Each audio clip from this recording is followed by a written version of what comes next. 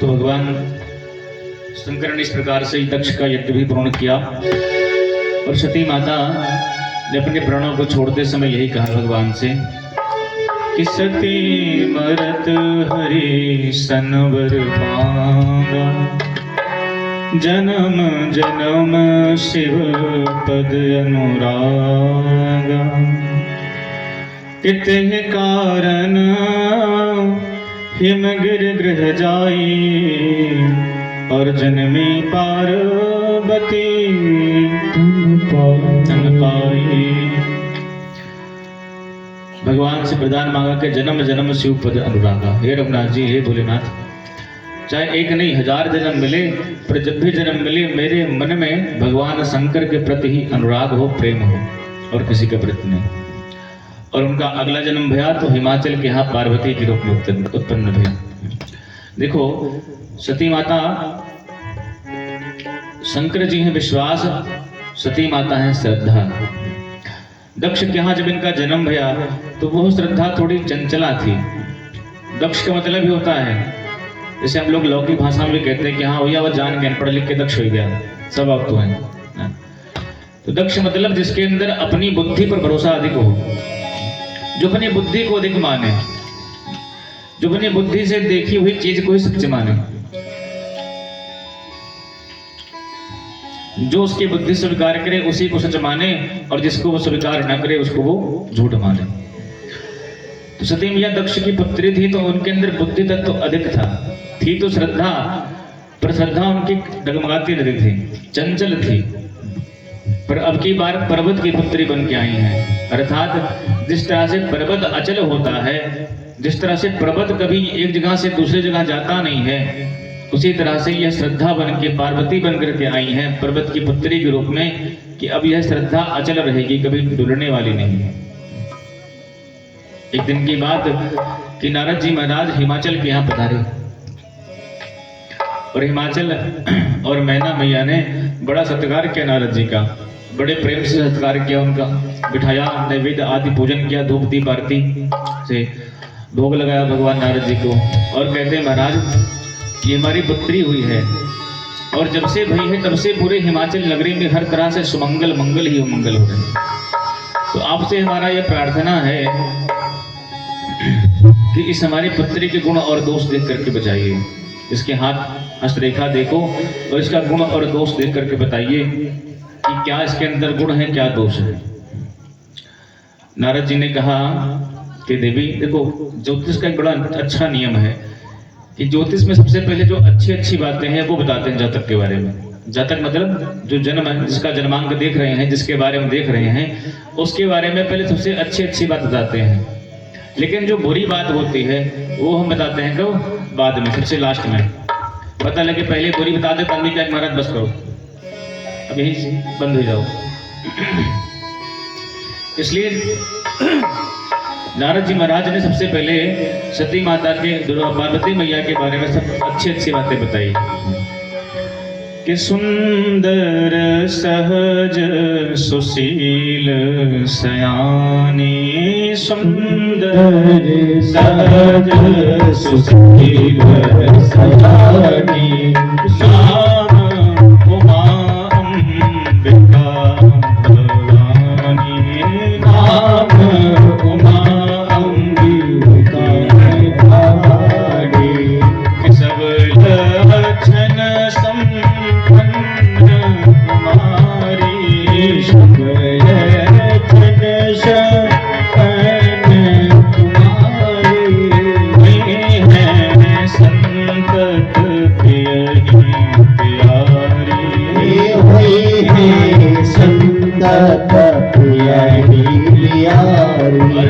सदा अचल यही कर रहे भाषा, सदा अचल यही कर रही भाषा, यही तेजस पई है बेटो माता, यही तेजस पई है बेटो माता, यही है पूज सकल जग माही, है पूज सकल जग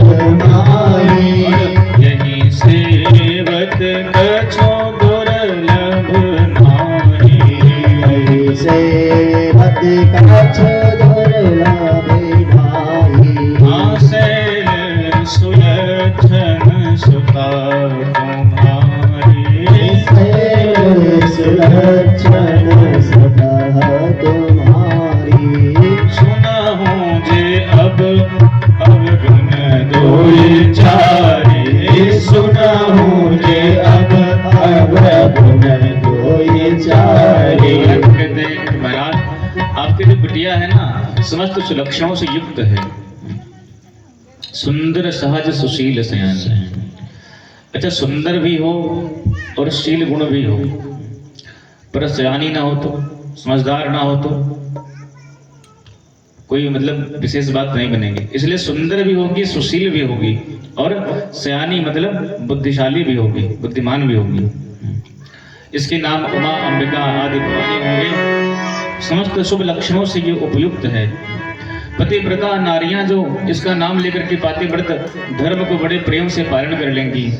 इस आपकी पुत्री से आपके जो माता पिता हैं, इस पुत्री के प्रभाव से, यश से उनको भी संसार में यश मिलेगा।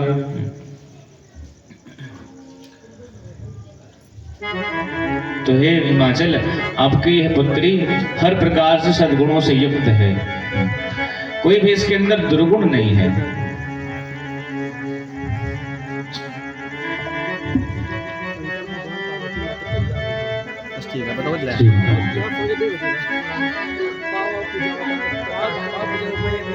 समस्त लक्षणों से युक्त है। लेकिन अब मैं आपको एक तो जो इसके अवगुण हैं वो बता रहा हूँ। हाँ महाराज बताओ क्या अवगुण है?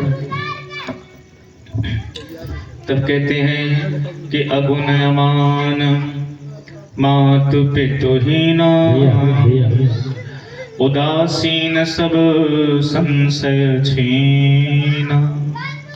कि जोगी जटिल अकाम मन, नगन अमंगल वेश। अस स्वामी यही कामिल ही परिहस रे। कहते महाराज इसका जो पति होगा ना वो जरा विचित्र होगा। कैसा पति होगा महाराज?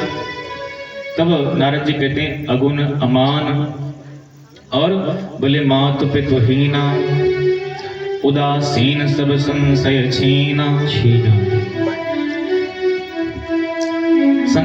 10 अवगुण गिनाए हैं नारद जी ने। इसके पति के अंदर 10 अवगुण होंगे और ये 10 अवगुण इस संसार में कोई भी पिता हो, यदि किसी अपनी पुत्री के लिए वर देखने जाएगा तो इन 10 अवगुणों से बच के रहेगा। जिसके अंदर ये 10 अवगुण होंगे उस व्यक्ति को कोई भी पिता अपनी पुत्री का विवाह करने वाला नहीं है।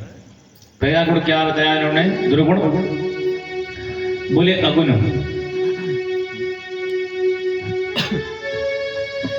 जब कोई लौकिक जगत में कोई अपनी पुत्री के लिए वर देखने जाता है सबसे पहले गुण ही देखता है कि भैया लड़का क्या करता है, कितना कमाता है, कितना खाता है, कौन सा कोर्स किया है, बिजनेस करता है, खेती बाड़ी कितनी है, उसके अंदर हुनर क्या है, सबसे पहले गुण ही देखता है। और क्या कह रहे हैं नारद जी? अगुण। इसका जो पति होगा उसके अंदर गुण ही नहीं होगा, अगुण होगा। और दूसरा अमान, जिसको मान और अपमान का कोई भय ही नहीं रहेगा, जिसकी कोई सेल्फ रिस्पेक्ट होगी ही नहीं। छोटे छोटे बच्चे उसको बुद्धू बना देंगे, ऐसा अमानी होगा। और मातु पितुहीना, जब हम किसी अपनी पुत्री के लड़का देखने जाते सबसे पहले खानदान देखते हैं कि भाई बाप शराब तो नहीं पीता है, कुल खानदान बढ़िया है, सास कहीं लड़का सास तो नहीं है, पता लगे बिटिया जाए तुरंत लड़े लागे, तो सबसे पहले खानदान ही देखते हैं। पर इसका जो पति होगा मातु पितुहीना होगा, उसके माता पिता नहीं होंगे, मतलब खानदान का कोई पता ही नहीं है। और चौथी बात उदासीन, एकदम उदास रहेगा, किसी प्रकार के उमंग, किसी प्रकार की खुशी उसके अंदर होगी ही नहीं। तो ऐसे व्यक्ति को भी कोई व्यक्ति अपनी पुत्री के विवाह करने वाला है नहीं। और सब संशय छीना, कोई उसके मन में संशय ही नहीं रहेगा, हर प्रकार के संशयों से ऊपर उठा होगा और जोगी रहेगा।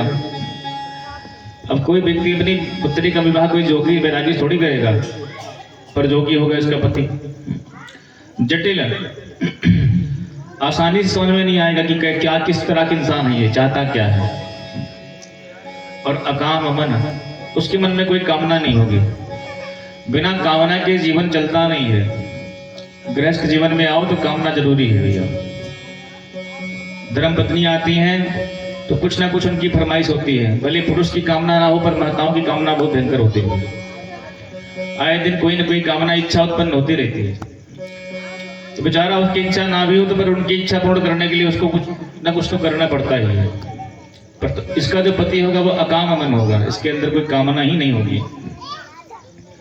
और अमंगल वेश, चिता की भस्म लगाएंगे, नरमंडों की माला पहनेंगे, शमशान में पड़े रहेंगे, ऐसा इसका ये पति होगा। ये 10 अवगुण जिस संसार में जिस व्यक्ति के पास में होंगे, संसार का कोई भी पिता अपनी पुत्री का विवाह करने वाला नहीं है। लेकिन शंकर जी के लिए ये 10 अवगुण सबसे बड़े गुण के समान है। कैसे? कहते हैं पहली बात बताई क्या? बोले अगुण होगा। मतलब शंकर जी तीनों गुणों से परे हैं, सत रज तम, इन तीनों गुणों से महादेव परे हैं, इसलिए इनके जो पति होंगे वो अगुण होंगे। और दूसरा अमान, जिनके माथे पर ज्ञान की गंगा है, जहाँ ज्ञान मान जहाँ एको नहीं। हर प्रकार से भगवान शंकर संतुष्ट हैं, किसी प्रकार का उनके हृदय में अभिमान नहीं है।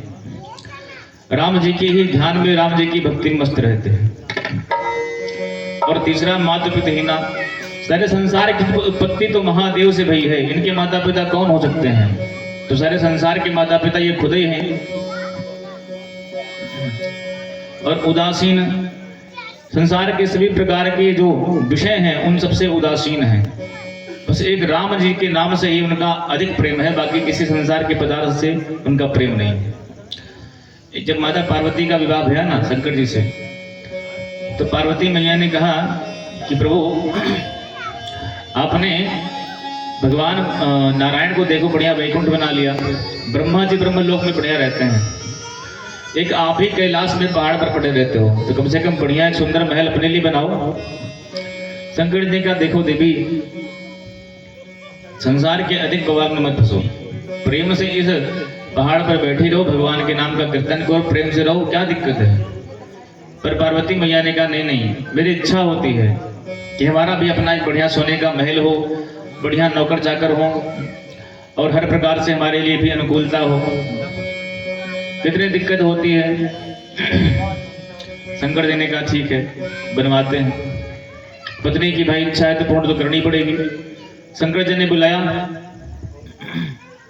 विश्वकर्मा को, बोले महाराज ऐसा सुंदर नगर बनाओ, इस त्रिलोकी में वैसा नगर आज तक कभी बना ही ना हो। और विश्वकर्मा ने बढ़िया सोने की बहुत बढ़िया नगरी बनाई महाराज, बहुत सुंदर।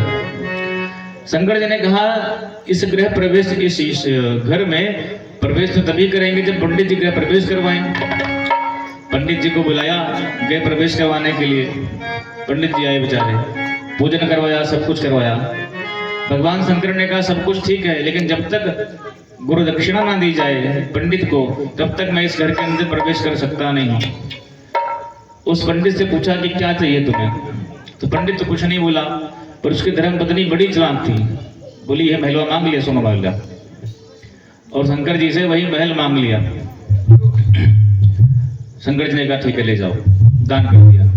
अब तो माता पार्वती और दुखी भई। शंकर जी ने कहा देखो देवी, संसार के बवाल में पड़ो मत, प्रेम से भगवान के नाम का कीर्तन करो, प्रेम से अपने घर पर रहो।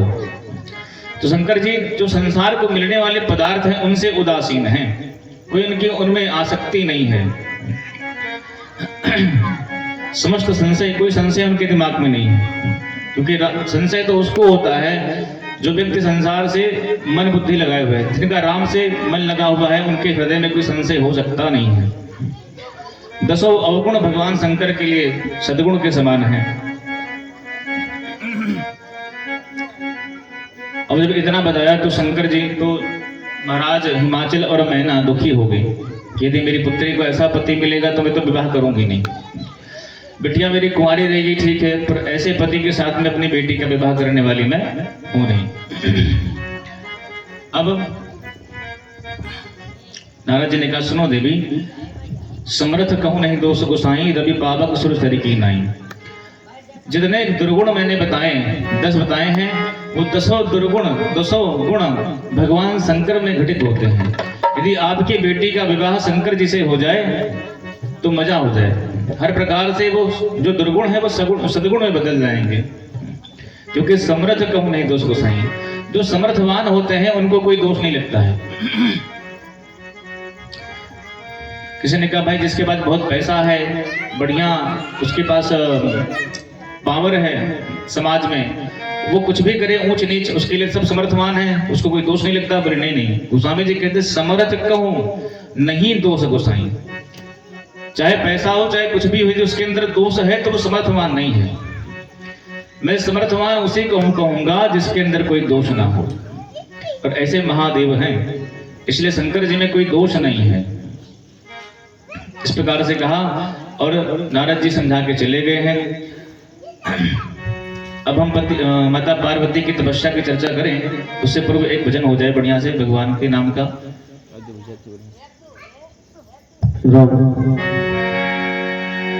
हर घड़ी भोले दिल में रहा कीजिए, जय जय। हर घड़ी भोले दिल में रहा कीजिए, हर घड़ी भोले दिल में रहा कीजिए, हर घड़ी भोले दिल में रहा कीजिए, हर घड़ी भोले दिल में रहा